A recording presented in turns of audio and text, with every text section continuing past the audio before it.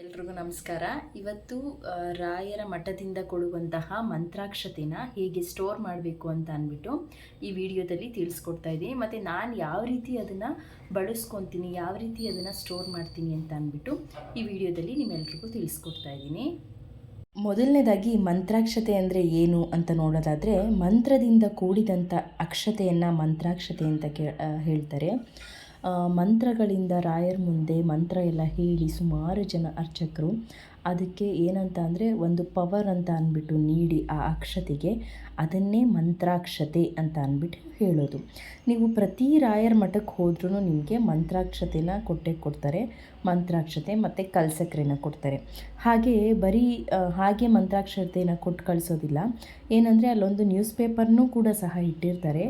ಏನಕ್ಕೆ ಅಂತ ಅಂದರೆ, ನೀವು ಮಂತ್ರಾಕ್ಷತೆ ತಗೊಂಡು ಎಲ್ಲೂ ಅದು ಬೀಳಬಾರ್ದು ಕೆಳಗೆ ಅಂತ ಅನ್ನೋ ಕಾರಣಕ್ಕೆ, ನೆಲದ ಮೇಲೆ ಎಲ್ಲೂ ಬೀಳಬಾರ್ದು ಅನ್ನೋ ಕಾರಣಕ್ಕೆ ನಿಮಗೆ ಒಂದು ನ್ಯೂಸ್ ಪೇಪರ್ನ ಕೊಡ್ತಾರೆ. ನೀವು ಕೈಯಲ್ಲಿ ಮಂತ್ರಾಕ್ಷತೆ ಮತ್ತು ಕಲ್ಸಕ್ರೆನ ತಗೊಂಡು ಅದನ್ನು ನ್ಯೂಸ್ ಪೇಪರ್ಗೆ ಹಾಕ್ಕೊಂಡು ನೀವು ನೆಕ್ಸ್ಟ್ ಅದನ್ನು ತಲೆ ಮೇಲೆ ಹಾಕ್ಕೊಳ್ಳೋದಿದ್ರೆ ಹಾಕ್ಕೋಬೋದು, ಇಲ್ಲ ಅದನ್ನು ಸ್ವಲ್ಪ 2 ಕಾಳು ಬಾಯಿಗೆ ಹಾಕ್ಕೊಳ್ಳೋದಿದ್ರೆ ಹಾಕ್ಕೋಬೋದು, ಯಾವ ರೀತಿನಾದರೂ ಮಾಡಬಹುದು. ಮೊದಲು ಮಂತ್ರಾಕ್ಷತೆನ ಇಸ್ಕೊಂಡ್ಮೇಲೆ ತಲೆ ಮೇಲೆ ಹಾಕ್ಕೊತೀವಿ. ಕೆಲವರು ಎಲ್ಲದನ್ನೂ ಹಾಕ್ಕೊತಾರೆ, ಇನ್ನು ಕೆಲವರು ಅದರಲ್ಲಿ ಸ್ವಲ್ಪ ಹಾಕ್ಕೊಂಡು ಸ್ವಲ್ಪ ಹಾಗೆ ಇಟ್ಕೊಂಡಿರ್ತಾರೆ. ಬಟ್ ಹಾಗೆ ಇಟ್ಕೊಂಡಿರೋ ಅಂಥ ಮಂತ್ರಾಕ್ಷತೆನ ನಾವು ಎಲ್ಲೂ ವೇಸ್ಟ್ ಮಾಡಬಾರ್ದು ಮತ್ತು ಎಲ್ಲಂದರಲ್ಲಿ ಎಸಿಬಾರ್ದು. ಹಾಗಾಗಿ ಅದನ್ನು ನಾವು ಮನೇಲಿ ಯಾವ ರೀತಿ ಸ್ಟೋರ್ ಮಾಡ್ಬೋದು ಅಂತ ಅಂದ್ಬಿಟ್ಟು ಈ ವಿಡಿಯೋದಲ್ಲಿ ತಿಳಿಸ್ಕೊಡ್ತಾ ಇದ್ದೀನಿ ನಾನು. ಮಂತ್ರಾಕ್ಷತೆ ಇಸ್ಕೊಂಡು ಮಂತ್ರಾಕ್ಷತೆನ ತಲೆ ಮೇಲೆ ಹಾಕ್ಕೊಳ್ಳೋದು ಏನು ಕಾರಣಕ್ಕೆ ಅಂತ ಅಂದರೆ, ರಾಯರ ಆಶೀರ್ವಾದ ನಮ್ಮ ಮೇಲೆ ಇರಲಿ ಅಂತ ಅಂದ್ಬಿಟ್ಟು ಮಂತ್ರಾಕ್ಷತೆಯನ್ನು ತಲೆ ಮೇಲೆ ಹಾಕ್ಕೊತೀವಿ. ಹಾಗೆ ಉಳಿದಿರೋ ಅಂತಹ ಮಂತ್ರಾಕ್ಷತೆಯನ್ನು ನಾವು ಮನೆಗೆ ತಂದು ಮನೆಯಲ್ಲಿರೋರಿಗೂ ಕೊಟ್ಟು, ಇನ್ನೂ ಉಳಿತು ಮಂತ್ರಾಕ್ಷತೆ ಅಂತ ಅಂದರೆ ಅದನ್ನು ನೀವು ಸ್ಟೋರ್ ಮಾಡ್ತಾ ಹೋಗ್ಬೋದು. ಸ್ಟೋರ್ ಮಾಡೋದಕ್ಕೆ ಒಂದು ನೀರಿಲ್ಲದೆ ಇರೋ ಅಂತಹ ಒಂದು ಯಾವುದಾದ್ರೂ ಬಾಕ್ಸ್ನ ತಗೊಳ್ಳಿ, ಪ್ಲಾಸ್ಟಿಕ್, ಸ್ಟೀಲ್ ಯಾವುದಾದ್ರೂ ಆಗಿರ್ಬೋದು. ಆ ಬಾಕ್ಸ್ನ ತಗೊಂಡು ಅದರಲ್ಲಿ ನೀರೇನಾದರೂ ಇದ್ದರೆ ಕ್ಲೀನಾಗಿ ಅದನ್ನೆಲ್ಲ ಒರೆಸ್ಕೊಂಬಿಟ್ಟು ನೀವು ಏನು ಮಂತ್ರಾಕ್ಷತೆ ತಂದಿದ್ದೀರಾ ಅದನ್ನು ಈ ಬಾಕ್ಸ್ ಒಳಗೆ ಸ್ಟೋರ್ ಮಾಡ್ಕೊತಾ ಹೋಗ್ಬೋದು. ಈಗ ನಾನು ತೋರಿಸ್ತಿರೋದು ಇದು ನನಗೆ ಮಂತ್ರಾಲಯದಿಂದ ಬಂದಿದ್ದಂತಹ ಮಂತ್ರಾಕ್ಷತೆ.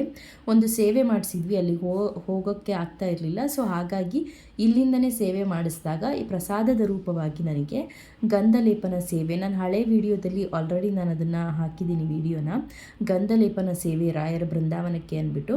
ಸೊ ಹಾಗಾಗಿ ನನಗೆ ಸ್ವಲ್ಪ ಗಂಧ ಮತ್ತು ಮಂತ್ರಾಕ್ಷತೆ ಎರಡನ್ನೂ ಸಹ ಕಳಿಸ್ಕೊಟ್ಟಿದ್ರು. ಹಾಗಾಗಿ ನಾನು ಅದನ್ನು ಒಂದು ಬಾಕ್ಸಲ್ಲಿ ಸ್ಟೋರ್ ಮಾಡ್ಕೊತಾ ಇದ್ದೆ. ಅದೇ ರೀತಿ ನಾವು ಮಠಕ್ಕೆ ಹೋದಾಗ ಆ ಮಂತ್ರಾಕ್ಷತೆ ಏನಿರುತ್ತೆ ಅದು ತಂದಿರ್ತೀವಲ್ಲ, ಆ ಉಳಿದಿರೋ ಅಂಥ ಮಂತ್ರಾಕ್ಷತೆಯನ್ನು ಹೀಗೆ ನಾನು ಸ್ಟೋರ್ ಮಾಡ್ಕೊತಾ ಹೋಗ್ತೀನಿ. ಮಂತ್ರಾಕ್ಷತೆ ತಂದಮೇಲೆ ಅದ್ರ ಜೊತೆ ಕಲ್ಸಕ್ರೆನೂ ಕೊಟ್ಟಿರ್ತಾರೆ. ಸೊ ಹಾಗಾಗಿ ಆ ಕಲ್ಸಕ್ರೆ ಎಲ್ಲ ಸ್ವಲ್ಪ ಸಪ್ರೇಟ್ ಮಾಡಿಬಿಟ್ಟು, ಯಾಕೆ ಅಂತ ಅಂದರೆ ಕಲ್ಸಕ್ರೆ ಜೊತೆ ಹಾಕಿದರೆ ನಾವು ಸ್ವಲ್ಪ ಹಾಳಾಗುತ್ತೆ. ಅಕ್ಕಿ ಜೊತೆ ಆ ಸಕ್ಕರೆ ಎಲ್ಲ ಸೇರಿದರೆ ಸ್ವಲ್ಪ ಮಾಯಿಶ್ಚರ್ ಕಂಟೆಂಟಿಂದ ಹಾಳಾಗುತ್ತೆ ಅಂತ ಅಂದ್ಬಿಟ್ಟು ಆ ಕಲ್ಸಕ್ರೆ ಏನಿದೆ, ಈಗ ನೀವು ಇಸ್ಕೊಂಬಂದಿರ್ತೀರ ಅಂತ ಅಂದರೆ ಒಂದಿನ ಹಾಗೆ ಬಿಡಿ, ಸೊ ದಟ್ ಸ್ವಲ್ಪ ಡ್ರೈ ಆಗಿ ಆ ಮಾಯಿಶ್ಚರ್ ಕಂಟೆಂಟ್ ಎಲ್ಲ ಇರೋದಿಲ್ಲ. ಅದಾದಮೇಲೆ ನೀವು ಈಸಿಯಾಗಿ ಕಲ್ಸಕ್ರೆನ ಸಪ್ರೇಟ್ ಮಾಡ್ಬೋದು.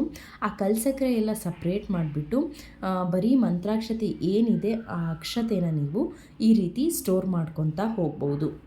ಇನ್ನು ಗಂಧನೂ ಸಿಕ್ಕಿದೆ ನಿಮಗೆ ಮಂತ್ರಾಲಯದಿಂದ ಅಂತ ಅನ್ನೋದಿದ್ರೆ ಅದನ್ನು ಇದೇ ರೀತಿ ಒಂದು ಪ್ಲಾಸ್ಟಿಕ್ಕಲ್ಲಿ ಹಾಕಿಬಿಟ್ಟು ಸ್ಟೋರ್ ಮಾಡ್ಕೊತಾ ಹೋಗ್ಬೋದು. ಮಂತ್ರಾಕ್ಷತೆ ಸಪ್ರೇಟು ಮತ್ತು ಗಂಧ ಸಪ್ರೇಟು.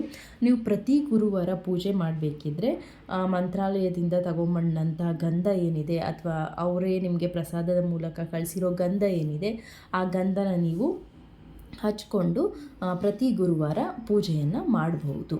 ಮತ್ತು ಮಂತ್ರಾಕ್ಷತೆಯನ್ನು ಏನೇನಕ್ಕೆ ಬಳಸಬಹುದು, ಈ ಥರ ಇಟ್ಕೊಂಡಿರೋ ಮಂತ್ರಾಕ್ಷತೆನ ಅಂತ ನೋಡೋದಿದ್ರೆ, ಮನೇಲಿ ಯಾರಿಗೂ ಹುಷಾರಿಲ್ಲ, ತುಂಬ ದಿನದಿಂದ ಅವ್ರ ಆರೋಗ್ಯ ಕೆಡ್ತಾ ಇದೆ ಅಂತ ಅನ್ನೋದಿದ್ರೆ ಪ್ರತಿದಿನ 2 ಕಾಳು ಮಂತ್ರಾಕ್ಷತೆಯನ್ನು ಅವರು ಬಾಯೊಳಗೆ ಹಾಕೊಬೋದು. ಆದರೆ ಏನಂತ ಅಂದರೆ, ನಾವು ಮಂತ್ರಾಕ್ಷತೆಯನ್ನು ಸೇವಿಸಿದ್ದ ದಿನ ನಾವು ನಾನ್ ವೆಜ್ ಏನೂ ತಿನ್ನೋ ಹಾಗಿರೋದಿಲ್ಲ. ಸೊ ಹಾಗಾಗಿ ನೀವು ಯಾವತ್ತು ತಿನ್ನೋದಿಲ್ಲ ಆವತ್ತಿನ ದಿನ ನೀವು ಒಂದು 2 ಕಾಳಷ್ಟು ಮಂತ್ರಾಕ್ಷತೆಯನ್ನು ಬಾಯೊಳಗೆ ಹಾಕೊಬಹುದು.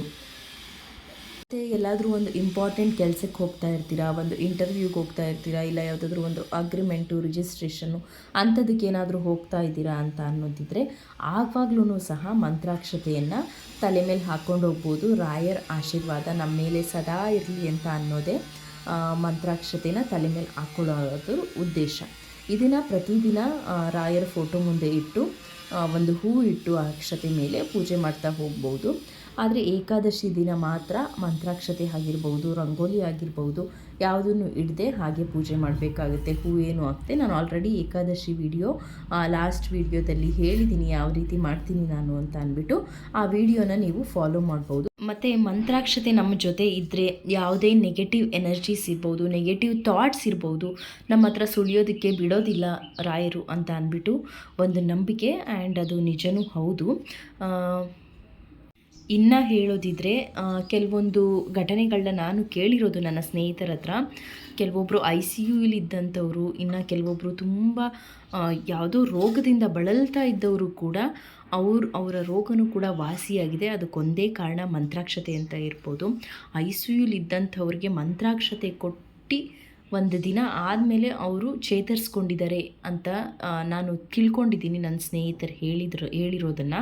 ಸೊ ಹೀಗೆ ನಾನು ಮಂತ್ರಾಕ್ಷತೆಯನ್ನು ನಾನು ಪೂಜೆ ಮಾಡಿ ಬೇಕಾದಾಗ, ನನ್ನ ಇಂಪಾರ್ಟೆಂಟ್ ಕೆಲಸಗಳಿದ್ದಾಗ, ಇಲ್ಲ ಪ್ರತಿ ಗುರುವಾರದಂದು ಮಂತ್ರಾಲಯಕ್ಕೆ ಅಥವಾ ಮಠಕ್ಕೆ ಹೋಗದೇ ಇರೋವಂಥದ್ದಿದ್ದಾಗ ನಾನು ಮಂತ್ರಾಕ್ಷತೆಯನ್ನು ಮನೇಲೇ ತಲೆ ಮೇಲೆ ಹಾಕ್ಕೊಂಡು ಬಾಯಿಗೆ ಹಾಕ್ಕೊಂಡು ಪೂಜೆ ಮಾಡೋದು. ಸೊ ಇದಿಷ್ಟು ರಾಯರ ಮಂತ್ರಾಕ್ಷತೆ ನಾನು ಹೇಗೆ ಮಾಡ್ತೀನಿ ಅನ್ನೋವಂಥ ವಿಡಿಯೋ. ರಾಯರ ಮೂಲ ಮಂತ್ರದೊಂದಿಗೆ ಈ ವಿಡಿಯೋನ ಕಂಪ್ಲೀಟ್ ಮಾಡ್ತಾ ಇದ್ದೀನಿ. ಪೂಜ್ಯಾಯ ರಾಘವೇಂದ್ರಾಯ ಸತ್ಯಧರ್ಮರತಾಯ ಚ ಭಜತಾಂ ಕಲ್ಪವೃಕ್ಷಾಯ ನಮತಾಂ ಕಾಮಧೇನವೇ. ಓಂ ಶ್ರೀ ಗುರು ರಾಘವೇಂದ್ರಾಯ ನಮಃ.